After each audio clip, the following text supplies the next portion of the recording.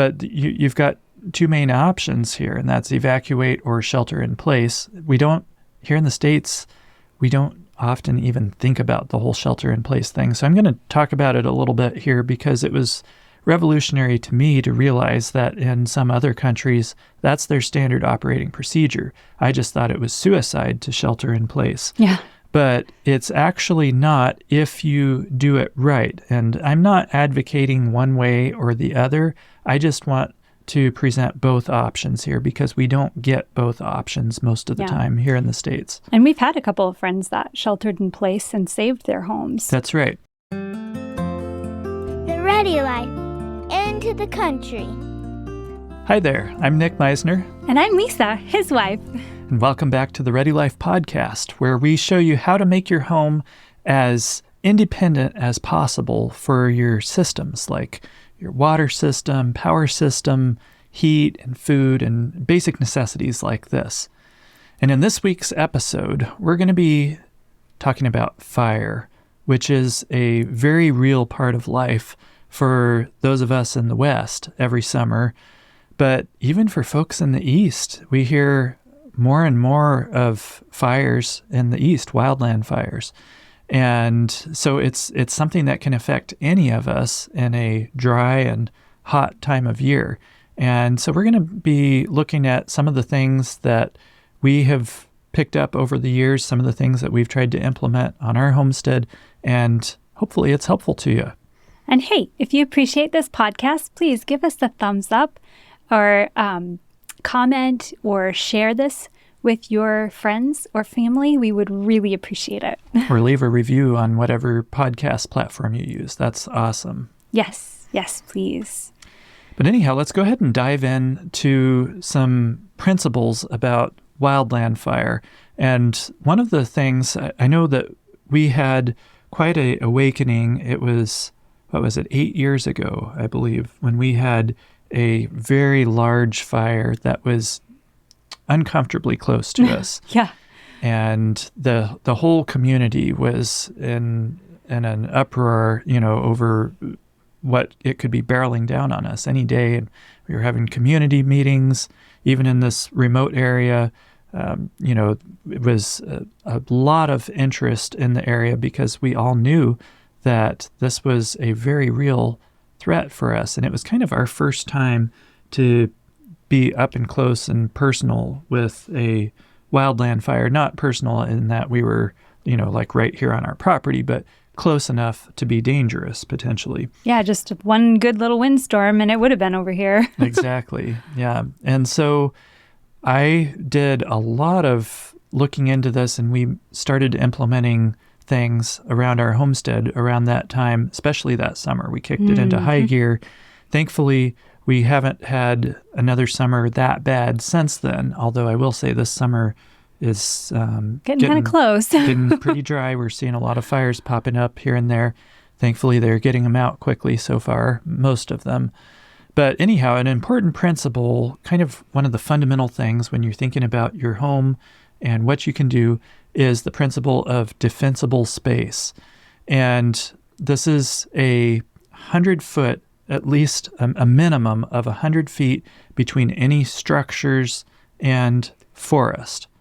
Now, I'm not talking just your home. I'm talking structures, because if you have 100 feet of defensible space around your home, and then you've got your shop next to your home, and there's only 50 feet of defensible space from it, then what happens if your shop catches on fire?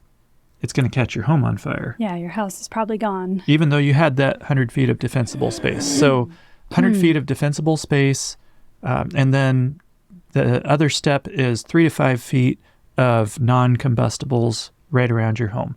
Now, this is pretty basic stuff. If you have spent any time in the West, you probably know all about this. The 3 to 5 feet of non-combustibles, it could be rock, small gravel, it could be whatever. You just don't want combustibles right up against your house where it can be burning right up against your house. You want there to be a place where if anything that's hot, any firebrands, anything like that lands, it's going to have nothing to work on there. Mm-hmm. right up against your house.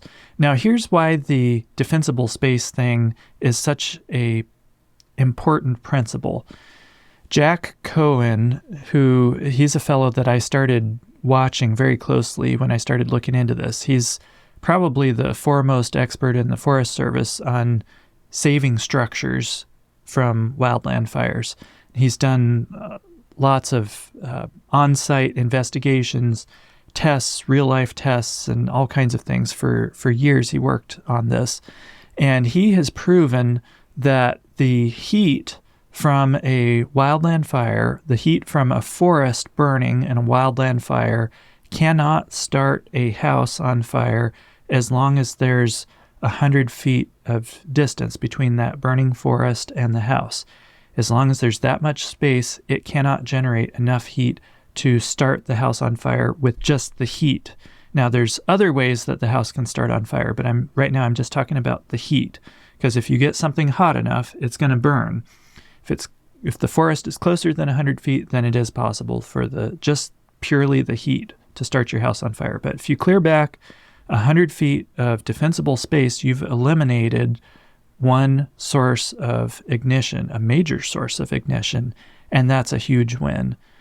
And then that leaves, what else is our big enemy? Once we've cleared 100 feet of defensible space, what are we then concerned about? Well, if you've ever had a campfire, you've noticed that tiny little embers come up from the campfire and float into the air and eventually cool off and land somewhere else. But if you've got a big raging wildland fire that's coming through, all those embers are going to be blowing their way through through your property, and it's those embers that can get caught in the right place with some good wind, which wildland fires can create their own little windstorm, and then bingo, you've lost your home. Yeah, that's true. Yeah, the embers can be blown far in advance of the fire. And so this is really going to be the primary means of ignition of a house if there is defensible space around it. It's those embers that are going to be most likely to take it out. And these embers, they're harmless to you, pretty much harmless. They can sting, if they hit your skin. They might hurt a little bit. But they're not going to kill you. But they can easily burn your home down if left unchecked. Mm-hmm. And so this whole thing, once I realized all this, it explains why in Australia, for instance, where they deal with a lot of fires in the bush country and elsewhere too, I suppose, but why they use the shelter-in-place method, which is very different than what we do here. Yes. Here in the States, we evacuate. They just want everybody out of there, just evacuate. And then the fire service, whatever agencies are working the fire, they pick any structures, whatever structures they think that they have the manpower to defend and that are actually defensible. And then they might do some things, set up some sprinklers, or do some things to protect those homes, possibly. And you just hope that your home is one of those homes that they protect. And by the way, this is another argument for defensible space, isn't it? Yeah, that's right. Because if your home has got really good defensible space, then the firefighters might choose to try and save your home over another home next door that probably doesn't have the greatest defensible space. So factors like that can play a large role in your home being saved, even if you do evacuate. Right. So that's a good thing to keep in mind. But you've got two main options here, and that's evacuate or shelter in place. Here in the States, we don't often even think about the whole shelter in place thing. So I'm going to talk about it a little bit here because it was revolutionary to me to realize that in some other countries, that's their standard operating procedure. I just thought it was suicide to shelter in place. Yeah. But it's actually not if you do it right. And I'm not advocating one way or the other. I just want to present both options here because we don't get both options most of the time here in the States. And we've had a couple of friends that sheltered in place and saved their homes. That's right. So here's the theory behind the whole shelter in place thing. And once again, like I said, I'm not pushing trying to push anybody one way or the other. You got to do what you're comfortable with and what you're prepared for. But here's the theory. It's that you and your home or your shelter have a symbiotic relationship. And so before that firewall blows through, like Lisa mentioned, all those embers going way ahead of the fire, they're likely to ignite your house. But it doesn't take much to put them out. And so even with a garden hose, I mean, like a friend that we have, a good friend of ours that had a huge fire blow through and he decided to stay and shelter in place. He had a reliable source of water, and that's kind of a key thing. Key, yeah. Is you got it, because if your water source is dependent upon the power company, it's almost a sure thing that the power lines are going down in the middle of a fire. And so you got to make sure that you have a reliable water system that's going to work even if you don't have power from the power company. Should I make another plug for off-grid power systems here? Anyhow, so if you have a reliable water system, then many folks have done this with just a garden hose. They were able to put out those firebrands before they turned into something big on their home or right around their home.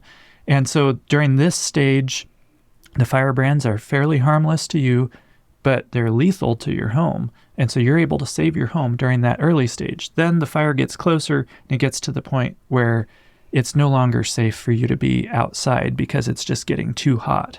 And so that's the point in time at which you go into your shelter. And this is a key point of the whole shelter in place thing, is you have to have a safe place that you can go, a non-combustible place that is preferably underground, where, if I was going to shelter in place, I would want to have a shelter that would be okay even in the worst case scenario. Like a root cellar, maybe. Maybe, but you'd want it to be something that would keep you safe even if your house burned down. I mean, we're True. not planning on that happening. Worst case scenario, but yeah. Worst case scenario, if you've got a basement, if the house burns down and there's nothing between you and the house other than wood, then you're going to be in a bad fix. place. And so if you're going to use a basement or something under your house, then you'd want to make sure that it had a non-combustible roof, like a concrete roof, at least in a room, something that's going to stay cool enough and not burn and that sort of thing, and where you're going to have, adequate air volume, able to seal it off, that kind of thing. Because there's going to be a lot of smoke everywhere too. Yeah. You want to be able to seal it off. So anyhow, and it might look like a tornado shelter in Oklahoma. If you've ever been to Oklahoma, you see these all over the place, these mounds of earth where they built underground shelters that they can go into. Might look like that. Whatever the case, you got to have a safe place where you can go, and that's where you're going to go as the fire burns over. This often can happen pretty quickly. Fires are often moving pretty fast, and that fire front is moving pretty quickly. And so you wait in there, and your shelter protects you during this period of time where it would be lethal for you to be outside. And then after the fire front blows through and it starts cooling off outside to where it's now a safe temperature to go back out, and you go back out and you're going to go back to putting all the embers out, because there's going to have been a bunch of embers, then you're going to want to put them out real quick. Right, because they could still take your house out. Even if you save your house up to that point, even after the fire has moved through, there's still going to be embers blowing around that could take your house out. And that would be a shame. Gotta say, though, I feel like it needs to be said again that one of the major key components of this is making sure you've got enough water that's reliable. Because I remember hearing stories of people who tried the whole shelter in place thing, but they were on city water, and the city water got turned off because the fire blew through, that city or that general area. And so they lost their power, they lost their water, and then they had to evacuate. And of course, by then, it's a bad time to evacuate once the fire front is barreling down on you. Right. And this is one of the advantages of the shelter-in-place method. Everything has its pros and cons, but one of the pros of shelter-in-place is you avoid the hazards of evacuation, which can be very real because you don't always have a ton of warning. And so, yes, if you're going to evacuate, you want to evacuate far in advance if you can, but you don't always have that luxury. Things happen quickly and fires change quickly. And lots of people have died from while they were evacuating because either they didn't know where the fire was or the fire changed quickly or whatever, and they got caught out in their car. In the firewall. Which is a bad place to be when a fire comes through. So, yes, it is an advantage of sheltering in place. There are disadvantages. There are potential hazards of sheltering in place, but that's a big advantage. And it's nice to have that option to shelter in place. And so that's what the Defensible space does for you, is it gives you, it's one of the factors that gives you the option of sheltering in place, also having a survival shelter or a storm shelter or something, a safe place. A safe place. Where you can go, these kinds of things. So either way, you're going to need to decide which route you're going to go, whether you're going to evacuate or shelter in place. You may not know, you may not be able to decide right now, but if you are considering, if you know that you're going to evacuate no matter what, then make that clear in your mind and be very conservative in getting out of Dodge.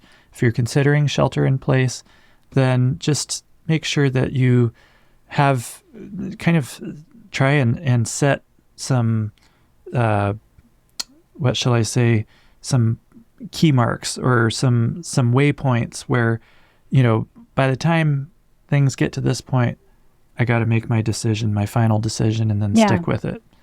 Because you don't want to get stuck out in the middle of a fire. Mm-mm. But anyhow, that's the theory of sheltering in place. Now, as I mentioned before, I'm not trying to advocate one way or the other. I just think that shelter in place is it's not presented as a viable option here in the States. Most times, yeah. And it's something that's a good option to consider. And another factor that plays into all of this is forest management, something that we need to work on more. Yeah. We definitely went to work like beavers on the defensible space side of things and trying to get combustibles away and all of that. But it's a much bigger job working on forest management because what are we trying to do with forest management? Well, with the forest management, if you have thinned out your forest, besides the fact that it's going to be healthier, you're going to also have space between your trees where if the fire has moved into a crown fire, What's a crown fire? So a crown fire is when the fire is up in the tops of the trees and it's burning, all of the branches and everything up in the tops of the trees. As opposed to a ground fire. As opposed to a ground fire that's just burning in the duff on the ground and maybe lower bushes and branches and things. So a crown fire is very, very difficult to fight. But a ground fire is much easier to work with. So not that it's easy, but with a crown fire, if you have thinned out your forest, then you're going to drive that crown fire down into just a ground fire, where you're going to have a much better chance of saving your home and saving your property. Unless you're dealing with extreme conditions. Yeah, unless you're dealing with extreme conditions. In extreme conditions, there's probably almost no amount of thinning that's going to keep it out of the crown of the trees, from getting up in the higher parts. But if it's, as long as it's not extreme, then you're giving yourself all opportunity chance for driving the fire down. I have a friend who has, I think, 40 acres, and that's what he was working on systematically, thinning his forest so that way if a wildfire came through, he would hopefully be able to drive it down to a ground fire where he would be able to manage it better and save his homestead. And sure enough, that happened. There was a big wildfire that came through, and when it reached his property line, then it just drove the fire down to a ground fire, and he was able to save his home. He and the neighbors had decided to shelter in place and fight it. Yep, they had several options for safety, places that they could shelter in place. And so, yeah, that's what they did. And they saved all their homesteads working together that way. So, yeah, thinning your forest is not only healthy for your forest, but it also it will help protect you against really bad crown fire wildfires. It can. And it's healthy for your forest too, because if you thin properly, I know in logging circles, thinning probably means taking the best trees and leaving the ones that aren't so great. But we're actually talking about thinning the ones that aren't so great and leaving your best trees. Yeah. And then they just grow bigger and healthier, and they've got more space. They're not being choked out and all of that. So it can be beneficial all the way around. Yes. And much safer. Yeah. So what are some ways, just kind of trying to summarize all of this, what are some ways that we can help to protect our homestead, to prepare our homestead in advance? What are some things that we can do now to get us ahead of the curve? Yeah. So, I mean, obviously, we've already mentioned defensible space. We've kind of mentioned that more than several times, but 100 feet. Creating that 100 feet defensible minimum. More is better. Yeah, obviously. But creating that defensible space around your home is going to really go a long ways in helping protect against a wildland fire. Whether you evacuate or shelter in place. It's either something way that you want to do either way. And then, of course, having that 3 to 5 feet of non-combustibles right against your home. Right. Yeah. I know it looks pretty, but don't do it. Well, there's some decent landscaping you can do with rocks and That's true. things like that. That's true. So another thing would be storm shelter of some kind. It's just you've got to have a safe place that you can go while the fire blows over if you're sheltering in place. Even if you're not sheltering in place, if you get caught in a pickle where there's a fire that catches and you can't get out. You can't get out. It's a really good idea to have a safe place that you can go to get away from it. Preferably something underground would be ideal.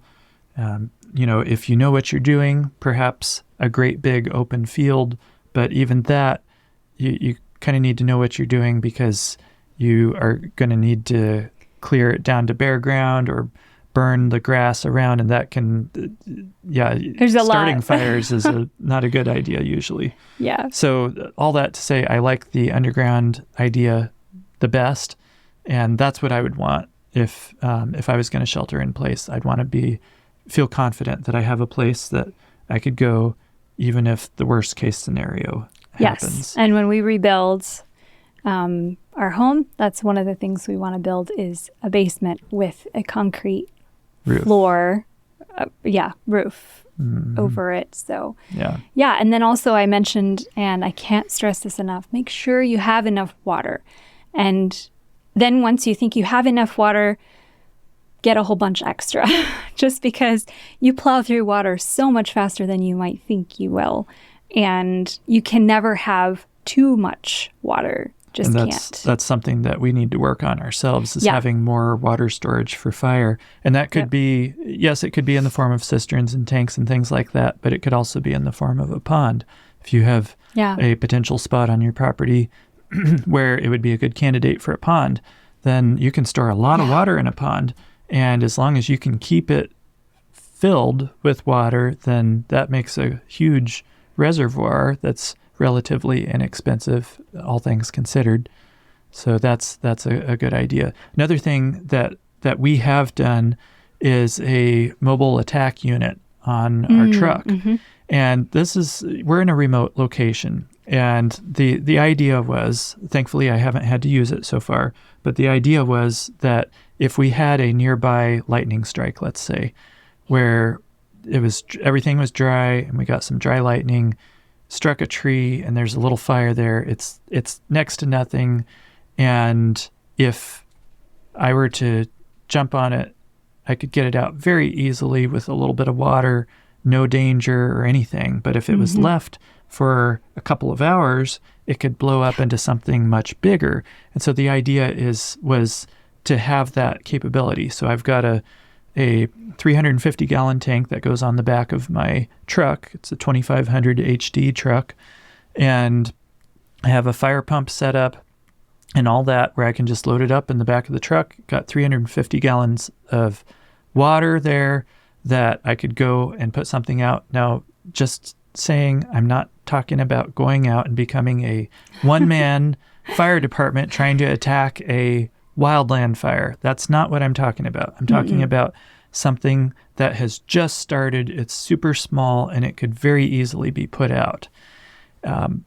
In that kind of a scenario, I would want to jump on it. I've seen, forgive me if you work for the Forest Service, I'm not meaning to offend you, but I've seen too many instances of the Forest Service intentionally not putting out fires that turned into major problems. That fire 8 years ago that was near us, we know the man, he's a friend of ours who's a heavy equipment operator, and he saw where the fire started when it was still small. He was carded for the Forest Service, so he was fully certified to do this kind of work. He called it in and he said, "Can I put it out?" And they told him no, he could not put it out. And then he said it was small enough. He says I could have just easily put it out. I had my equipment right there and everything, but nope. And it turned into this mammoth fire that if conditions had gone wrong, it could have burned up our whole valley and thousands of, at least hundreds of, probably thousands of homes. I don't know. Anyhow, all that to say, I've kind of lost faith in the system. And sorry, you guys. Yeah, not really. I'm not sorry. True. This is the way it is. Life. And so if there's something that it's feasible for me to put it out rather than waiting, yes, you can call it in after you put it out if you want, and so they can come and mop up. But that's just my thing. Do whatever you want, but that's where I'm coming from with the mobile attack unit. Well, and another thing too, having a mobile attack unit, it's really a smart idea. If you live out in the country where, if you have a fire that gets out of hand, maybe you're burning a slash pile or you have a little campfire or something, and something goes sideways on you, having that mobile attack unit right on hand is just smart because sure, you can call for help, but if you live out in the country like we do, it's going to be a while before they get here. And by the time they get here, it's too late. Yeah, it's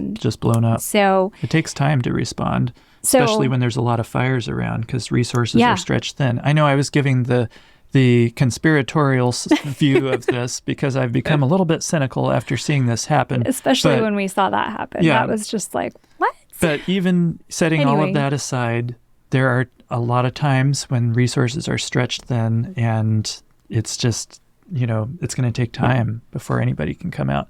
So that's a little bit about the mobile attack unit.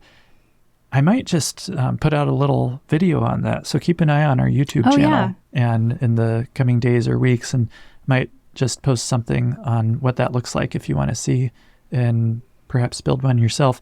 And I'll try and put some links in the show notes page to the pump. I really like our pump, and I picked up fire hose on Craigslist and foam also. It's some foam agent that you can mix in with water, and it makes it way more effective when you're spraying it and stuff like that. So anyhow, interesting stuff. But don't forget about the basics. Yeah, that's true. So basic hand tools you can use to make a fire line around your home or around something to stop the fire from getting... In that scenario of the lightning strike that struck a tree. Exactly. There are situations where just doing a simple fire line, getting a line, a trail, you might say, where you're getting down to mineral earth where there's nothing to burn, just a place to stop the fire. And of course, the bigger the fire it is, the bigger the fire line needs to be. But things like, shovels, picks, Pulaskis, chainsaws, axes are all invaluable for that sort of thing. Of course, if you can get a tractor or a dozer in there, I mean, exactly. Yeah, you can put it out really quick. Right. And another thing I wanted to mention is sprinklers.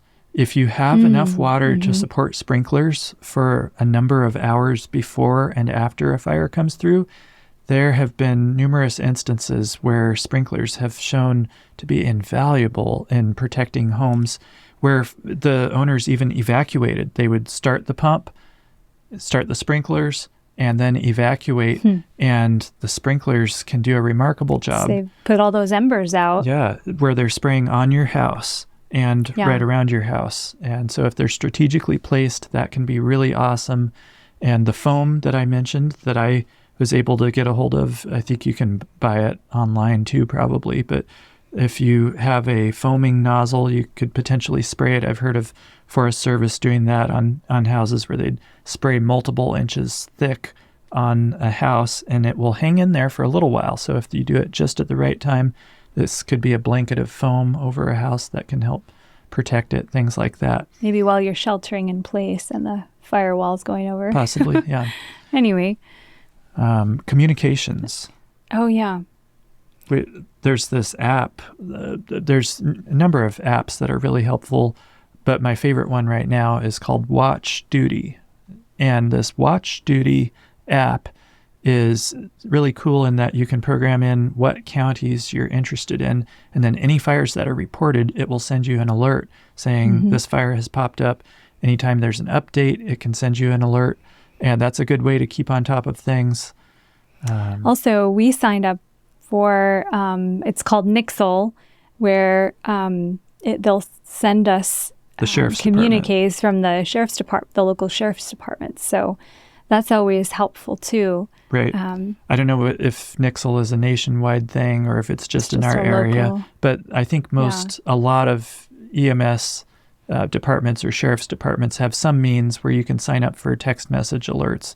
And that's super helpful to get alerts if things come down, because they'll be texting out when there's evacuation orders and things like this. That would be really helpful to know. Also, reliable communications with any family members that are often away from the house. So if one of you works in town, then you'd want to have a reliable means of being able to communicate in a emergency, whatever that looks like. It's hard to say because it just depends on distance and topography, but two-way radios, something through a repeater, or I've heard of some people using satellite text messaging type apparatuses, all sorts of different options out there. Yeah. But just be thinking of that.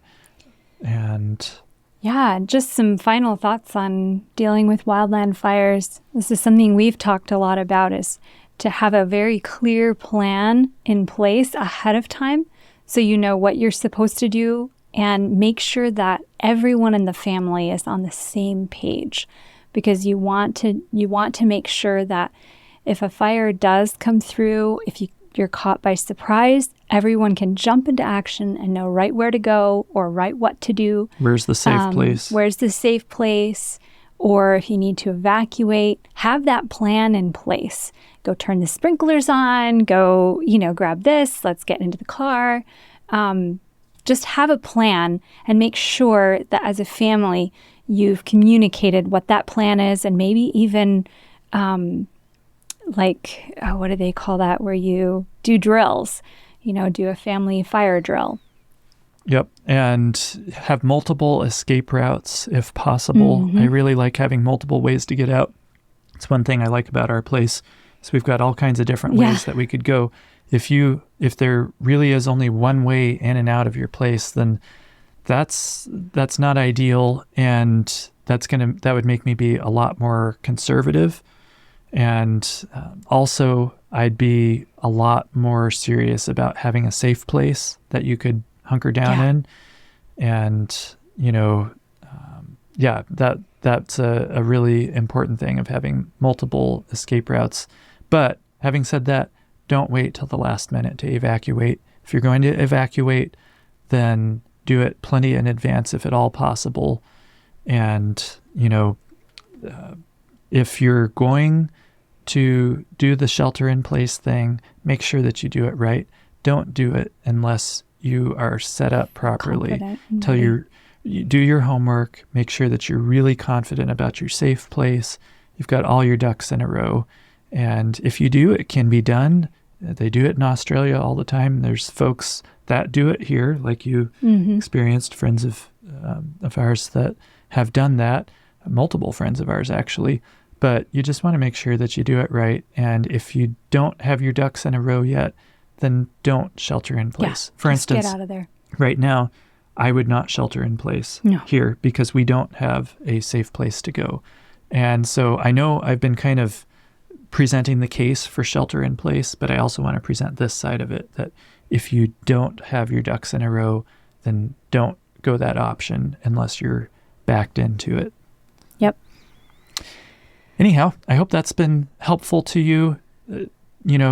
Fires are a part of life for many of us, but just like anything else in life, an ounce of prevention is worth a pound of cure.